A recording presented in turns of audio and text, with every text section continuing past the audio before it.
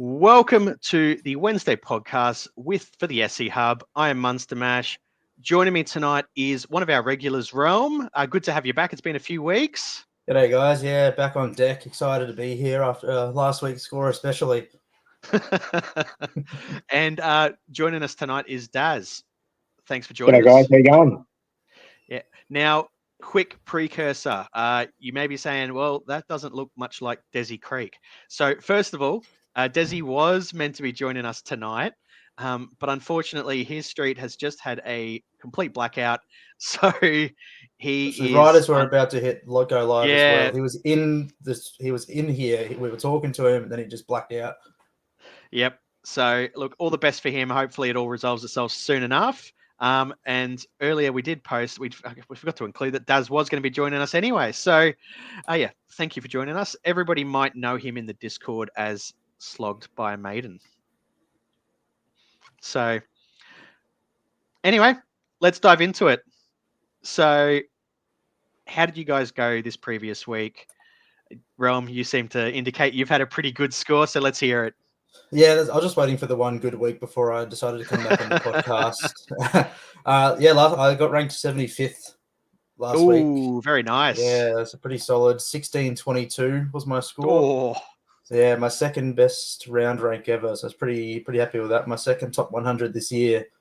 Very Cleary nice. Captain was huge. Sam Walker was massive. Karaz was massive. Teddy of Jaden Campbell, of course, but Trindle was a big pod trading for me that worked out pretty well. So yeah, not a bad round. Yeah, very nice. I thought, looking at the initial scores, I'm thinking, I'm 1344. That's not so bad. Looked around and saw that was probably under for most people. There was a lot of 1400s, 1500s flying around. So I wasn't too happy with that, but I mean, that's the breaks. What about yourself, Daz? What did you get? Well, that's pretty hard to go after Alex is there after Rooms. That's a massive score. So I'm one of the guys that was feeling pretty good, looping Teddy early with the decent AE and then the Cleary masterclass. So I did have Cleary, so that was something. I got 1453 I ended up with. So that's still a really good score with it. That's probably about par last week. That's how crazy the scores were. Yeah, I think I gained a few ranks, nothing much. So yeah, it was pretty close to par. So. All right. So how are you guys going overall at the moment? Realm, we knew you were flying earlier in the year, still right up towards the sort of the pointy end. Whereabouts are you sitting? My rank last week was, let me just have a look. It was my lowest rank since round 4. So I hit 600 last week, which was my first time out of the top 500 since about round 4. But no, I'm back to 268 now. So I'm just hoping I can maintain. Yeah, well, I think there's going to be a bit of movement over the last few rounds. So fingers crossed. And what about yourself, Daz? Where are you sitting this year? I think Realm's just flown by me. I'm 661. So I've sort of been bouncing in and out of that top 500 the last month or so. So yeah, that par score got me a little bit, but yeah, no, and we won't mention my rank because nobody needs to hear about anybody doing that badly. No, I'm unfortunately sitting just outside 16K. I've had a bit of a shocking year. Unfortunately, a few pod moves just haven't worked out. And if this gives any indication, I've got one sentence that sums up my entire Supercoach year. Currently, I have Michael Cheekham in my 25. So that says it all, really. Anyway. That's up there with Charity wanting Brooks all preseason, me telling him no, and here we are. Anyway, on towards, we'll talk a bit about some NRL news, and then we'll dive into the Supercoach side of things. So, look, there's actually not a lot of NRL news this week. We've seen that through the media. One of the major stories is that Josh Papali'i's wife's been banned from local footy. I mean, that says it all, really, doesn't it? Yeah, if that didn't confirm he was retiring, I don't know what else will. No, related to Supercoach, the big NRL news for us is that a lot of people are starting to hit the market for the next couple of years. So I think we'll see a lot of movement, a lot of teams, a lot of stuff about people signing contracts and all the rest of it. And I think we've almost got to just wait until we hear a confirmation or something more official, because I think I've heard about 5 different stories about Brian Toto in the last 2 days. Uh, it's just going a bit mental at the moment while sort of before finals, I guess. What do you guys think about what's happening with the NRL news? I mean, it's just that point at the end of the season where teams have now kind of figured out whether they're making the 8 or not, and preparing for the next year or so. So the likes of Blaise Talangi, Utua Kamanu, they're looking to move on now. So they're playing for a contract and setting up for the next year. The Toto one, I'm not really buying into personally. I don't know about you, Daz, but I don't think anything's happening there. No, it seems a little bit out there. That, it sounds like it's his player agent doing that. But you could sort of believe he might want to follow his best man and best mate, Romy, to Tigers. But you'd think it'd be a bit of a stretch. But yeah, I think it's just that time of year. The Blaze one's quite interesting. Poor old Rolesy. I'm not sure he knows what he's getting himself into, but.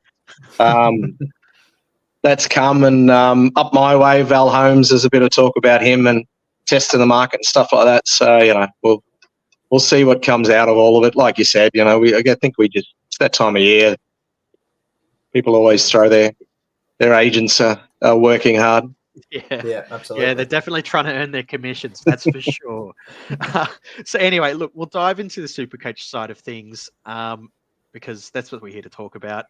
And there's a few things that I wanted to have a chat about tonight. The main one is the run-in. We are at that pointy bit where we're now a couple of weeks past Origin. The players that may have had, some niggles, they'll probably still have some minor ones, but at least they'll be prepped and getting themselves ready for finals. So the first thing I want to sort of say is how are you guys sitting with trades wise? You don't have to give exact numbers if you don't want to. But I think how are you sort of looking at it for the next few weeks of how many trades do you want to save for the last round? How are you guys looking at that from an overall strategy, I guess, sort of point of view? We'll start with you, Realm. What are you thinking? I'm happy to talk about I've got 4 left. I was all week intending to hold my trades last week. I ended up using one going sharp to Trindle. That was so I could go to Ponga this week, going someone like Trindle back out, just because originally I was going to go Dane Laurie. Thank God I didn't. Trindle's break even there, and a bit of advice from Dad on Trindle there because he really liked him as a pod, and I looked a bit further into him and I said, I kind of like him as a pod too. Got a good score, great matchup this week. So yeah, my plan with those 4 trades, use one of them going to Ponga next week. Then I've basically got my 17 set. My team value is pretty shocking compared to the start of the season. When I was coming in the top 10, I had one of the best team values around, but now it's pretty horrendous. It's down Tim Williams levels team value at the moment, unfortunately. So it's sitting pretty low. He does have double the trades of me, though, I'm pretty sure. But yeah, at the moment, those last 3 trades after I get Ponga are just going to be for the last couple of rounds for all the carnage. Yeah. So you're definitely looking to hold at least sort of a couple of 2 to 3 trades for those last couple of rounds when people are getting massive rested. Injuries, or if a Teddy gets injured or a Cleary, someone like that. Then I'd use one of the 3 trades. But if someone like a Eli Katoa gets injured, or I've got a Herbie Farnworth in my team. So if one of those kind of not absolute superstars but sort of lower level guns get injured, I think I'd probably likely hold them until the end. Whereas those trades are going to be pretty valuable. Yeah. What about yourself, Daz? How are you sort of looking at these last sort of 6 rounds? How are you sort of 5? Yeah. Yeah, pretty similar to Realm with numbers as well. I'm pretty happy with my team. It's quite depth. There's a fair bit of depth in positions. So I'm sort of the same. I'm humming and hawing whether I want to. I traded out Val a little while back, so I'm humming and hawing about whether I want to bring someone like him in or do I wait. I'm probably not going to make a trade this week. I've got Campbell sitting at fullback, and I've got Dylan Brown and Galvin still sitting at 5'8" with Cleary and Hughes in half. So I'm likely just sort of sitting there to seeing which 5'8" I want, because Ponga's my aim next week as well. So I want to have another look at him this week. Hastings out against Panthers, see if he passes the eye test. Now he's kicking and so on. And then if that's the case, I'll trade him in next week. Probably sit on that. Round 24, I want to, again, have a look, see how Manu looks. Yeah. I don't mind Lomax. I want to see with Lomax dropped out, maybe bring him back. So I'm looking at that one or two maybe upgrades for more depth, and then probably really going to have to hold the other couple just for those injuries.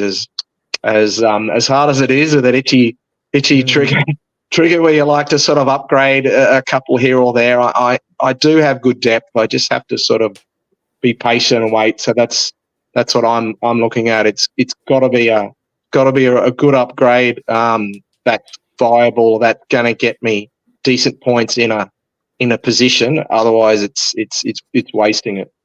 Well, that's it. We saw what like those the Manly theory, guys anyway. were doing at the end of last year. So the Cooler, Olakwatu, Cherry Evans. If you have a trade or two left and able to get one of those guys in, they scored like 300 points each over the last 2 rounds last year. So if you have 2 trades there at the end, it could be massive on some matchups like that.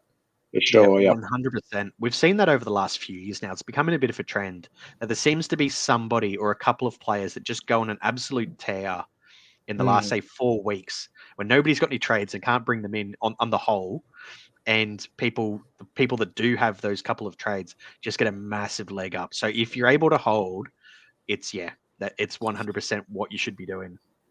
That's it. And it's those guys that are not in the 8. Like last year we saw with Manly, pretty sure they weren't in the 8 now versing the Tigers and Bulldogs or something. It's 2 teams along that level last year. So they're not playing for anything. They're just playing to have fun. And when Manly do that, they're just playing park footy and they're scoring 60 points. Like the Dragons at the end, if they have a easy game around 26-27, Lomax, one of his last for the club, imagine buying him there for his 150. Yeah, that would be an interesting one. I've actually got the draw in front of me. There you go, round 26, Para. So head-to-head final versus his new club. Oh yeah, that's why I'm eyeing him off in a couple of weeks. Like he should bottom out a bit, and I really think he comes home strong. Yeah, definitely. So with all of that, like I think the player that probably best epitomizes, I guess, where everybody's sitting on this at the moment is Ronnie Mulatalo. So for most people, he's probably 4th or 5th CTW or thereabouts, or at least he should be. So if you had Ronnie, would you be looking to trade him out this week? There's a couple of sort of juicy options for people if they don't have him. What do you guys sort of think with him? Or is he somebody that you would just not bother trading for now and just hold and save those trades? What are you thinking? So that Daz, we'll start with you. Yeah, mate, I don't own him, but 100% I would trade him. Like if I guess it depends. If you really, really got hardly any and you're stacked in CDW and you just sit him there, then that's fine. Obviously, everything's team dependent, but I wouldn't just sit him there. Like he's out for a month. You're waiting. I can't remember the draw. I don't think it's the greatest draw. The last 2, is it? When he's potentially back. But either way, like at this time of the year, I wouldn't be sitting there with 550,000 sitting there. You've got if you don't have Manu, you don't have Holmes. An easy upgrade there if you've got cash. Like I said, I don't have him. I was looking at bringing him in. I'm glad I held off. But yeah, 100% a trade in my opinion.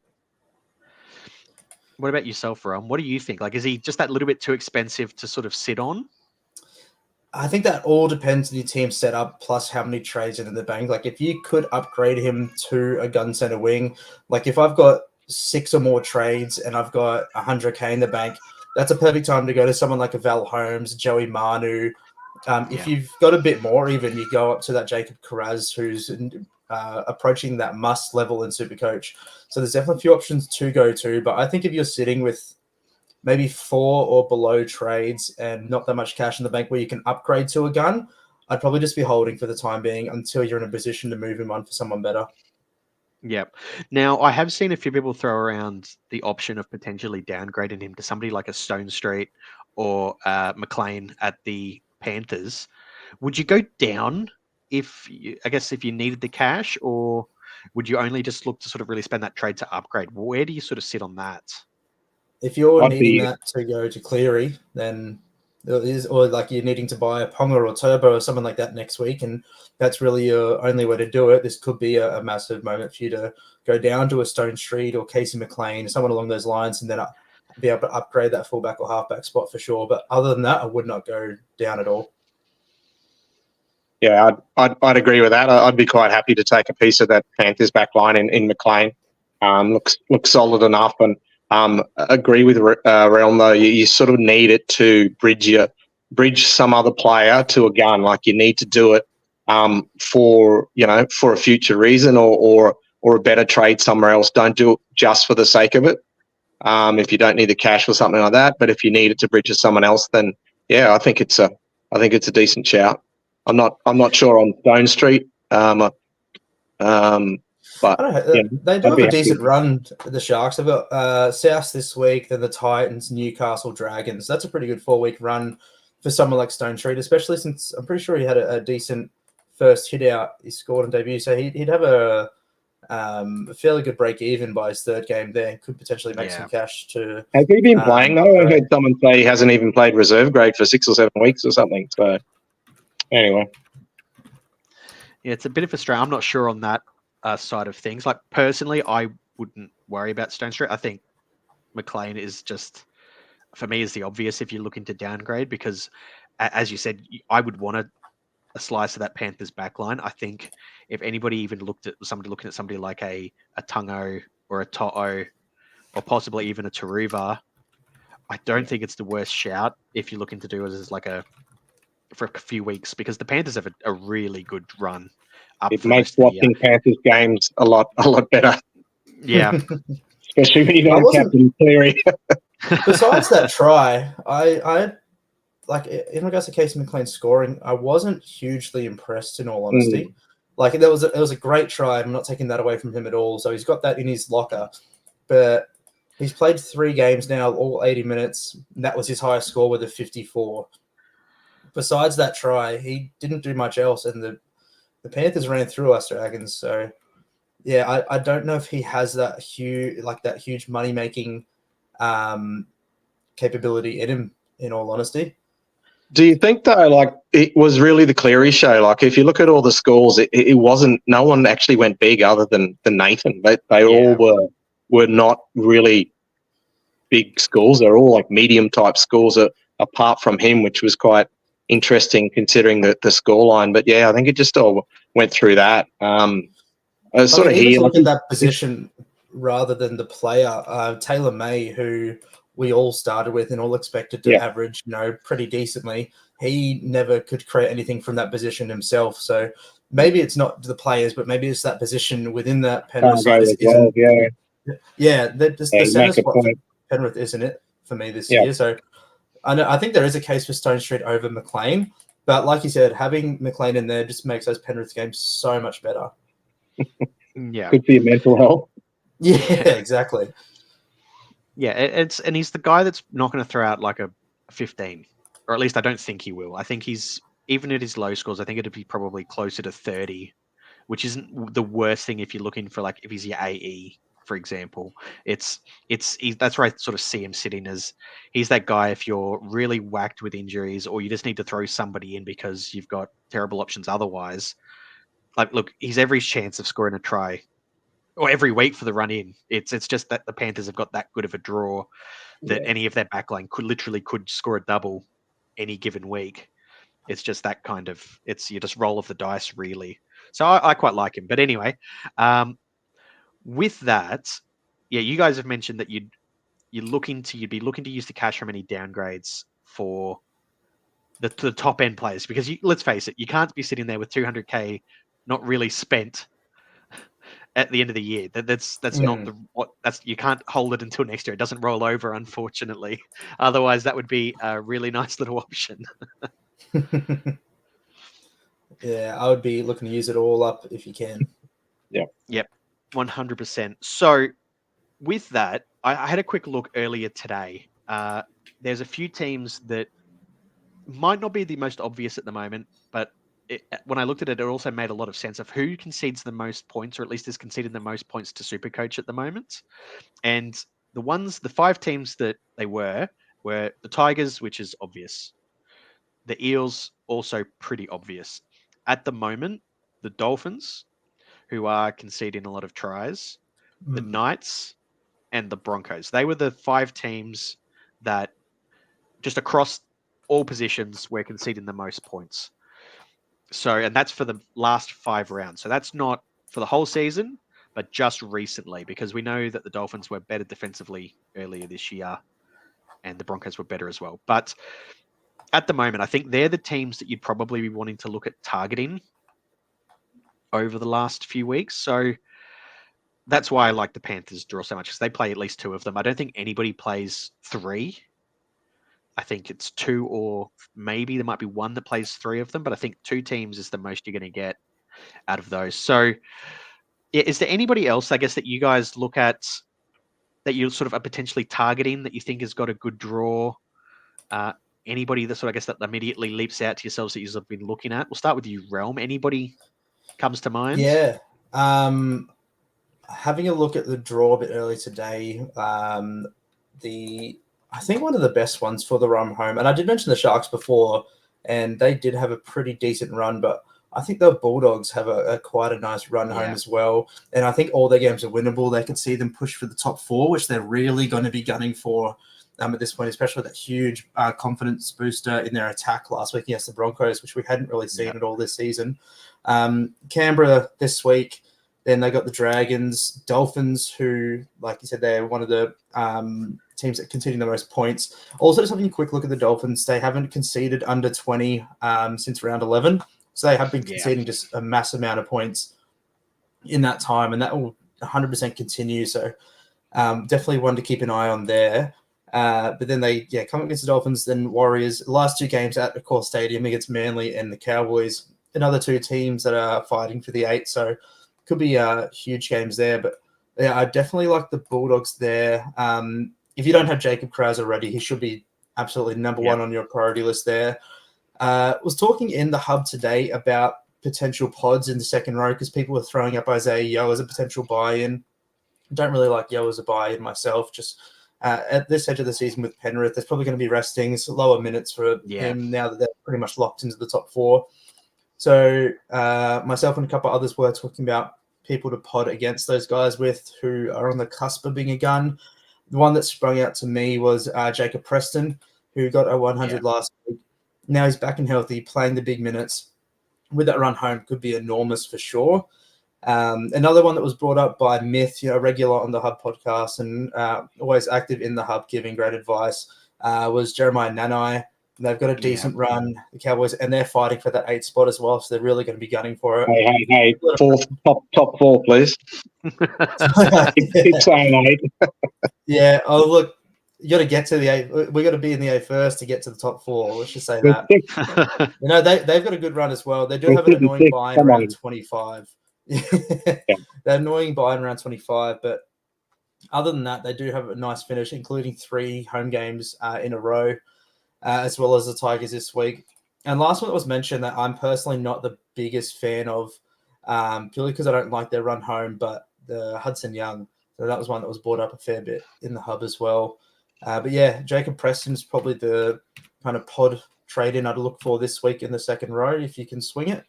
That would be it from me. Yeah, no, I personally really like the 2 shouts of Preston and Nanai. Like, with both second rowers that know how to find the try line.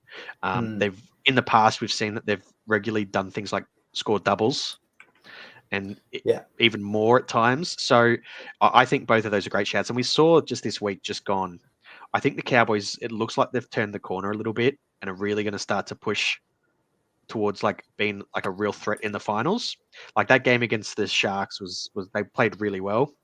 So I think Cowboys assets, I think are not the worst thing to look at for the run in. Even like if somebody needs like a massive pod at fullback, I don't hate Drinkwater. Well, that's it. That was another discussion we had about fullbacks today, where people were debating Ponga or Turbo for the run home and or other fullbacks. And it was basically get Ponga or Turbo. If you have to pot against them, your only option really is Drinky. Yeah. What about yourself, Daz? What do you think about, I guess, those 2 options? And then if there's any other names that you know out there that you're looking at? Yeah, well, I can't disagree with those options. Nanai is actually the highest scoring forward in the comp, so he's got 12. So, he's a try scorer. But I do actually chuckle a bit now that people start talking about Cowboys, because a couple of weeks ago everyone was telling me how crap they were. They're in a hole. I think they'd won 6 out of 8 leading into that, and I think now they're 8 out of 10 or something like that. So it's only now everyone's sort of seeing because they've done the Dogs and the Sharks. But I think they're the only team. Sorry to pump the cows up, but I'll do it because no one else does. But I think they're the only team to beat 3 out of the top 4 teams this year, and they haven't played the Storm yet. So, and the word is the Storm are looking scared and are arresting everyone in round 26 and not bringing them up. But yeah, we'll see there. But no, I like those shout outs. I actually had a look myself at the points scored against teams as well, and went through it, and I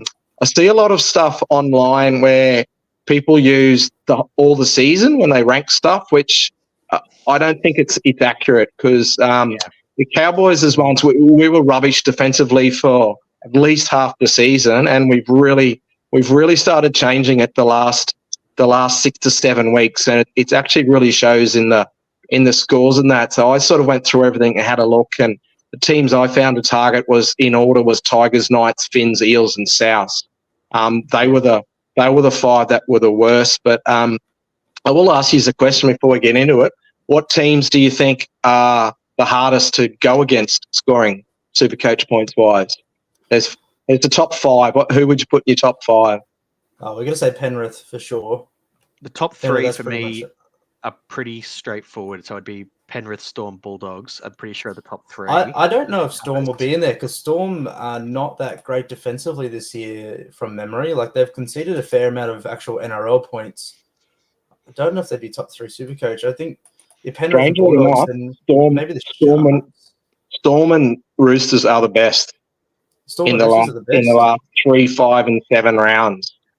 Then you've got obviously Penrith up there, and surprisingly, Cowboys are in that top 5 and are sitting 4th, 4th, and 5th. So and Sharks are hovering around there as well. And of course, we know the Dogs are good, so they're the top 5 or 6 by a fair bit, which was quite surprising when you sort of went down to look at it. So to play devil advocate for that, like to go against that for a potential reasoning as to why the usual suspects wouldn't be up there.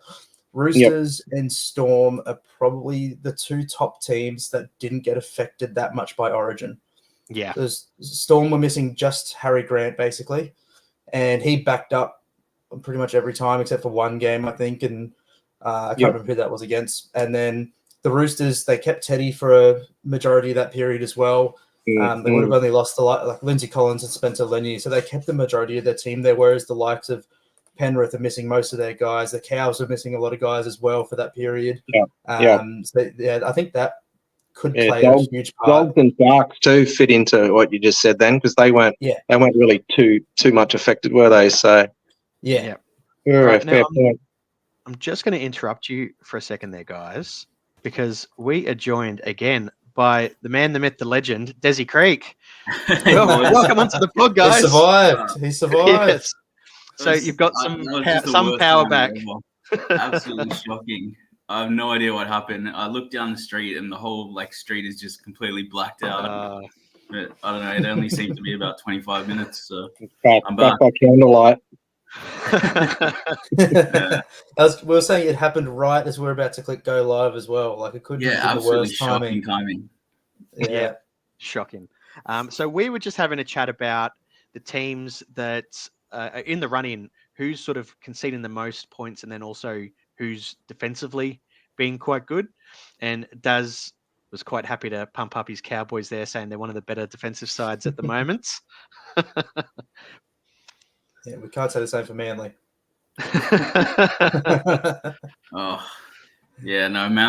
Manly have never been. It's never been their strong suit defense.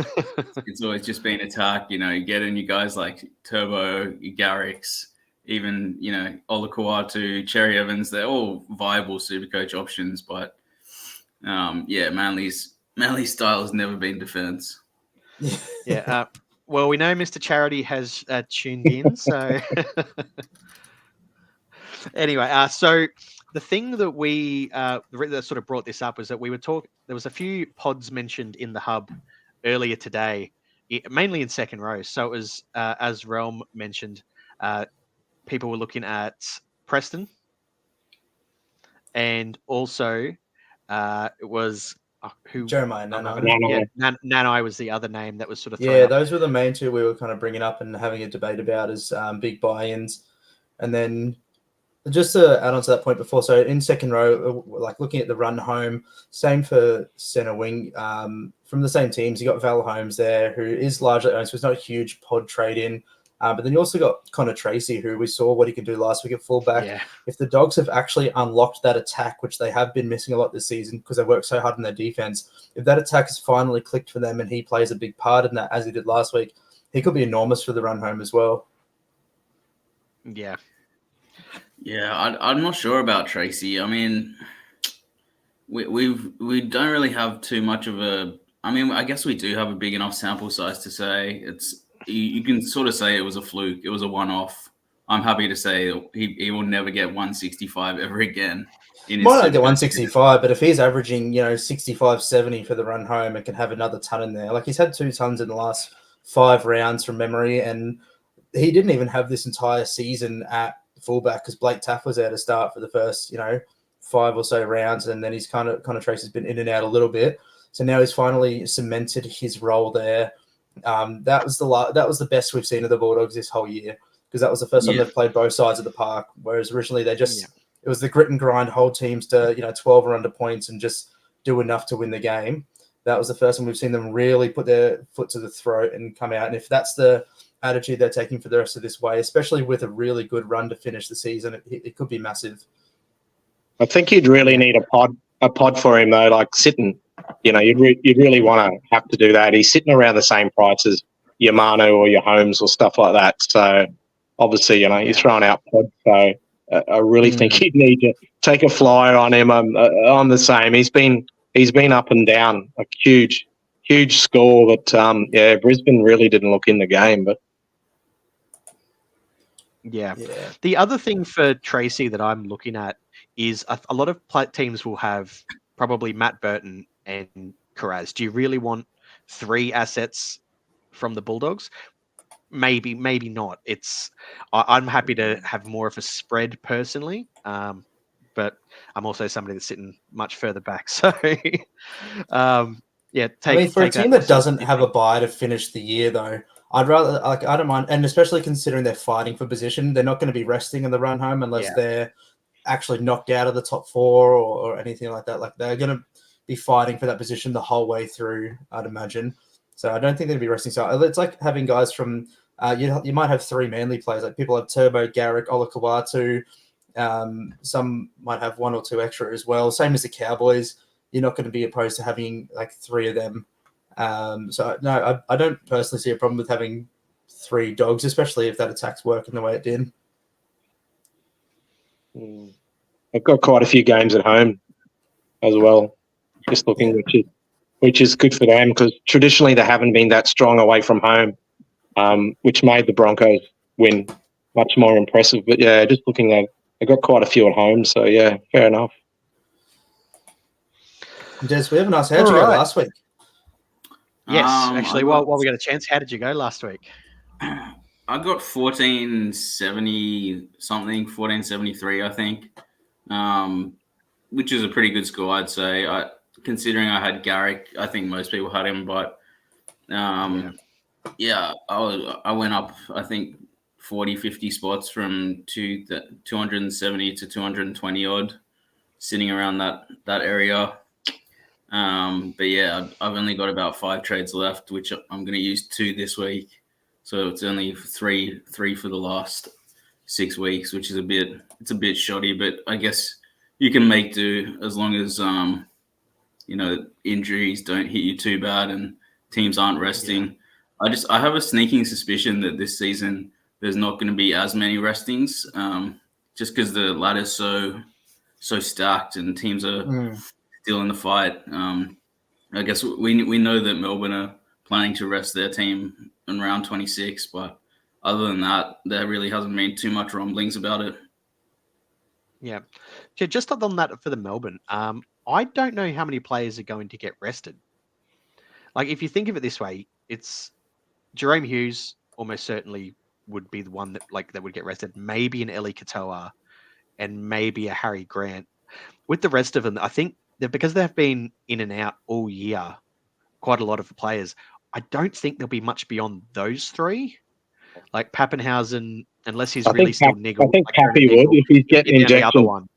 If he's getting injections in his feet, Pappy, you've got, you got Sewer sitting there. I would say he'd be up for a rest for sure. But I mean, we're all basing this we're basing this on if we believe in what Cheese says, though, aren't we? He's very trustworthy. That's very, very true. There's a few guys that have played a lot of games, like Meany's played 16, Blaw's played 16, Trent Loiero, Josh King, they've played 18, which is tied for the most for them. So they've been getting through their work, and I don't think it's going to be necessarily about resting them to make sure that they're fully fit, like fully healthy, have a lot of energy going to the finals. It's more just precaution with injuries to give them that time to heal rather than, making sure they're fit enough to go into the finals. But we saw from Penrith in 2022, they rested in 27, or the last round of the year, went into the first week of the finals, and they lost against Para. They learned that lesson to not rest in the final week because they were out of form going to the finals. They would come back and they were a bit rusty. So in 2023, they didn't rest in the last round. They rested a few players here and there in the lead up to that last round. And then they had their full squad basically out except for maybe one or two. So I think we'll start to see that kind of trend happening across the competition where, even if they're set into a top 4 spot or top 8 spot, they're going to be playing that last round because we've kind of seen that Penrith are the trendsetters for certain things, and teams will look at that and realize that's what they need to do. Yeah, no, I completely agree with that. I think we'll see a lot more situations where you've got 1 and 2 players getting rested at a time. So we were just talking about the Storm there. So it might be a Hughes and Pappenhausen out 1 week. Then the next week it might be a Katoa. Then the next week it might be a Loiero. I think it'll be staggered like that rather than missing 4 and 5 in one game. And I think that'll, as you said, I think we'll see that across the board. I think we'll see that with the Roosters. We'll see it with the Panthers. I think we'll see it with all those top sides. Yeah, and there's some big games in the last round to decide on the 8. Like Raiders play the Dragons. They're currently 9th and 10th. Bulldogs, Cowboys, 5th and 6th. Manly and Sharks are 7th and 4th. So some massive, massive games there. And the Roosters play the Rabbitohs. They wouldn't want to rest for that one. Yeah. Yeah, Latrell needs to take somebody's head off. So if he comes back. Yeah. He'll be back. He might do another Pilates to do it from the sideline. Yeah. All right. Now, as we sort of are moving towards the end, it's there's a few things that I wanted to, I guess, see what you guys think of. So, as we talked a bit about earlier, a lot of people are looking to move on Ronnie Mulatalo this week. So, I'm going to give you a this or that.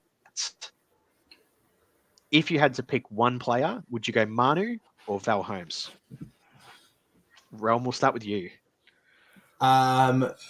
Yeah, I would say that would depend on how many Roosters you already have. Just because that bye next week could be an absolute killer if you get Manu in. So on the preface that you have Teddy, Dom Young, Angus Crichton, Terrell May, like you probably have 3 to 5 Roosters already. I'm going to lean Val Holmes. All right. Des, what do you reckon? Yeah, I think I think that's absolutely correct. I've got Sam Walker as well, so it's just stacking way too much on the right edge of the Roosters. I've got Val Holmes. I'm lucky that I held him all the way through. Just such a gun. He's basically one of the only guys that I'll ever hold through that Origin period because I just think that he backs up probably 90% of the time. 9 out of 10 of the last Origins, he's backed up. So, I'd lean towards him, especially with that matchup against the Tigers this week. He could go enormous. Not to say that Joey Manu can't. I'm bringing in Manu, in fact. So, I would lean towards Holmes. And Daz, what do you reckon? I'm actually a little bit worried about the Leichhardt game, to be honest. We don't really have a very good record in Leichhardt. But Murray, Muzzer's back. It seems to be good for Val, so it should be right. But think it also depends on who you got. Like I own Dom Young, so if Mano goes good, then Dom Young generally goes good as well. So probably for that, team dependent. But if you don't own any of them, then Val's still, what's he averaging, 70, 75, and he's not having a really good year. So yeah, probably, which is crazy. So and he's been pretty bloody average, to be honest. So yeah, you'd probably go with the others and just lean Val. Yeah, I just to add on to Daz's point, sorry, Rob. In regards to the Leichhardt game, I actually think Tigers are a decent chance this week. They are missing Polle, but they're at Leichhardt is huge for them. They've played 3 games there this year. First one, they pumped the Sharks. Second game, they beat the Titans. And the third game, they lost to Melbourne, but it was like 28-40. So they are just so strong at Leichhardt compared to other venues. And the Cowboys missing Cotter. Yeah. Missing Cotter, missing Lolo. Like, those are pretty big losses in the middle for the Cows because Lolo's been pretty solid with his meters and Cotter's Cotter. So I don't know. I think there's a sneaky chance Tigers do the upset here, and I'm playing Samuel Afanu for that reason. Yeah. I just wanted to add one thing very quickly, I guess, to the whole Roosters situation. For anybody that hasn't realised, they're playing in Perth this week, so factor in that travel as well. It is a fast track. So I mean that could be a good thing, but who knows how the travel's going to affect them. So that's another thing to consider. I've got another this or that because I have seen a few people also looking to bring in forwards. So if you had to bring in one, Payne Haas or Angus Crichton. Well, I know this is sort of leading into that Roosters thing again, but Realm, we'll start with you. I think I'd probably lean Angus in this scenario. Even though he's looking a bit tired at the moment, he's going to have that bye next week. When he comes back, he's going to be, the 80-point average. He could have some massive games at the end there, especially against the likes of Souths and, beating people like that on the run home. I just think there's a chance the Broncos put the players like Haas and Carrigan in lower minutes just to kind of put them on ice for the run home, not giving them any major injury before the season ends to get them fresh and fit for a massive 2025. And I personally, that sat in the back of my mind when thinking about Haas this week, because I know a lot of people have asked about Tarpany or Haas as well. And I just don't love the Haas trade in now that they're most likely not going to make the 8. All right. Des, what do you reckon? I'm bringing in Haas this week. I still think that's because I already have Angus. I agree that Angus would be probably the first guy you get out of those two. But I still think the Broncos kind of they can still make the 8, first of all. And second of all, even when they're out of contention, I think that they still will have, they'll still have a point to prove. I still think Haas will. I think both Angus and Haas probably average about the same for the run home. So it's really is they'll probably both average exactly 80 odd. So if your front row is just dog shit like mine is, I've got Terrell May and Fainu. I'm leaking about 100 points a week there right now. So I really have to fix it up. So if you're in that position, I think Haas is the trade in, but there's plenty of other good second row options that you can interchange with Angus. Like there's so many guys there for feeder, Koloamatangi, Nakora. They're all kind of performing pretty well right now. Whereas front row, if it's bad, just fix it. All right. And Daz, what do you reckon? Angus or Payne Haas? Obviously a good question, but it's just touching on what the other lads said. I'm really not of the opinion that Haas does get rested. Like watching him for years, I think there's too much pride in that Brisbane, and even the year 2020, I think it was when they got the spoon, Haas was still playing 60, 70 minutes right up to the end. And even watching around Origin and when Haas was carrying injuries over the years, Kevy would still pump minutes into him. Like I used to watch it and go, mate, what are you doing? You're crazy. Like he's your most important forward and you're just playing him when you don't really need to. So he always had minutes pumped into him. So I actually bought Haas in a couple of weeks ago, traded May out for him. Was actually spewing at the time when what's his name? Jared finally got suspended and I thought, oh no, I've stuffed up here. But it worked out well. So I don't really think he's gonna reduce that much. That's what I'm thinking, and I guess hoping as an owner. As far as who would I pick, Payne is very, very solid, as we know, but his ceiling is really around that 100, whereas Angus ceiling, he can go 150 on his day. So, I'd be going Gus just for that ceiling, with what he does and the year he's having. He's had a couple of low weeks coming out of Origin, and whether he had something wrong with his neck or whatever. But yeah, I think he's going to bounce back. I think that bye next round's going to be perfect for him, and then he's just going to come out firing to finish the season. Yeah, I think that pretty much covers it for anybody looking to make those trades. Yeah, sorry, Rom, to recap what Des said about fixing your front row forward. Are you saying that front row can hurt you? Because I believe the person who runs the Playbook podcast and his buddy Guru have consistently said front row cannot hurt you. This is front row can hurt you. Yeah, that one's just for Tim and Guru. It really can. I never thought it could hurt this much, but it's. Yeah, I really wish I kind of held back firing 2 bullets in getting Adam Fanua-Blake and Haas-Yen probably 2 or 3 weeks ago. I just held back the trades because I only had 5, 6 left. But it's costing me 100 points a week, and I'd rather have just spent the 2 trades and be down to 3 trades and have an extra 200 points, and I'd be in the top 100 right now if I'd just pulled the trigger on it. It adds up quicker than you think, doesn't it? Like, it's really, those points there. So, especially when AFB just keeps finding the try line, and you just, it's pissing me off, to be honest, not having him. It's a killer. It's a killer. Yeah, it's almost at the point where next year you start with 2 top front rows, and then you just leave it. You get your Haas and AFB, or Haas and Tino in, and then you don't. Didn't you do that this year, Will? Didn't you start with a couple of? I started with Haas and I started with Haas, and then he got injured, and I moved him to Tino. He got injured.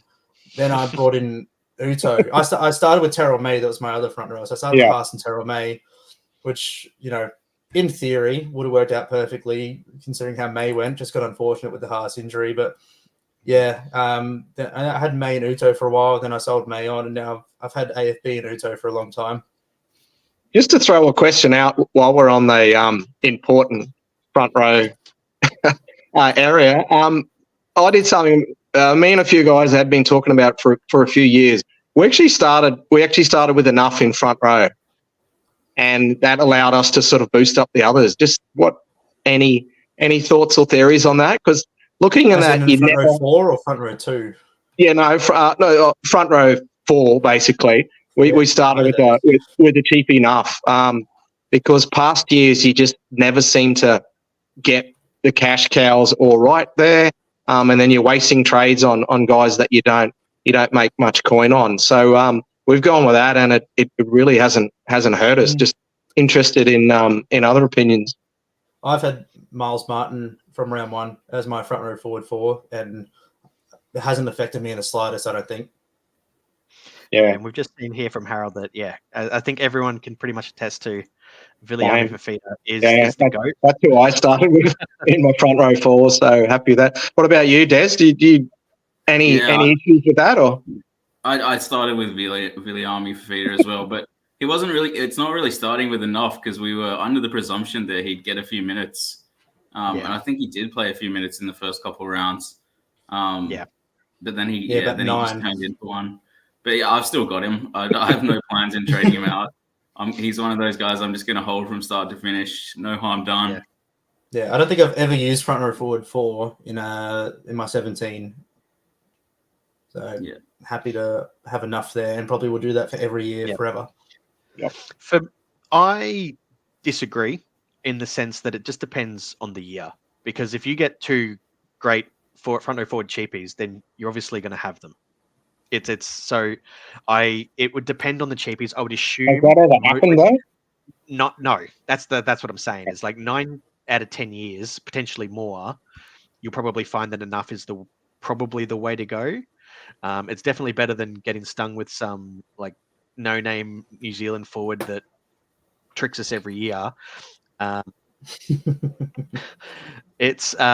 but yeah, it depends on the if there was 2-gun nuffs, or sorry, I should say 2-gun cheapies, would obviously run them, but I would say nuff / dual that might jag a bench spot early and then go away is probably the way to go. Anyway, we've got a few other questions as we look to wrap things up. So from Wimbo in the hub earlier today, Galvin, play or sit this week? Me personally, I back what Realm was saying earlier. I would 100% be playing Galvin at Leichhardt for sure. What do you guys think? He's running it. I'm playing him. I'm playing him. You for have him sure. to play him this week. Yeah, absolutely. Yeah. I've played him every week I've owned him, I think. I don't think I've sat him a single time. I just like his game. It seems conducive for Supercoach. Yeah. He crabs across the field. Like you definitely want to see that. He's got a fend on him. Not the strongest fend, but it is a fend. So he boss tackles. He's always looking for force dropout points as well. He just growing in seems confidence week in, week out too. Yeah. I think he's definitely a play, and a lot of people have traded him out to, the likes of Burton and Cody Walker in recent weeks. So I think he's almost turning into a pod now after everyone's jumping off. Yeah, and there's another question that I guess kind of leads on from that. So somebody's actually looking to move Tamari Martin on to someone. It's who would you guys grab? Like, 5'8" is not the position it has been in previous years, and we've obviously seen the return of Cameron Munster this week to the starting lineup. Would you guys go for him, or would you grab somebody else if you had to grab somebody in 5'8"? Daz, what do you reckon? You've got a few options. Trindle is half and 5'8", isn't he? Yes. Mm-hmm. Yeah, so you've got him as an option. Obviously, Money's come back, so he's an option there. As you mentioned before, people looking at Burton, they've got a good run, so you've got that. But whether Burton's got that ceiling, I don't know. You really have a few options, and I guess it depends on your team and your setup and who you got. But I still think there's a few options there. If I can quickly just backtrack with Galvin, guys, do you reckon he was affected a little bit by Fanu coming on the weekend when he popped into half and Appy went into hooker? I thought he saw a fair bit less ball when the youngster come into the game and sort of took a little bit of control. Is that a worry at all, or did you notice that? Or I probably wasn't paying attention enough to see that.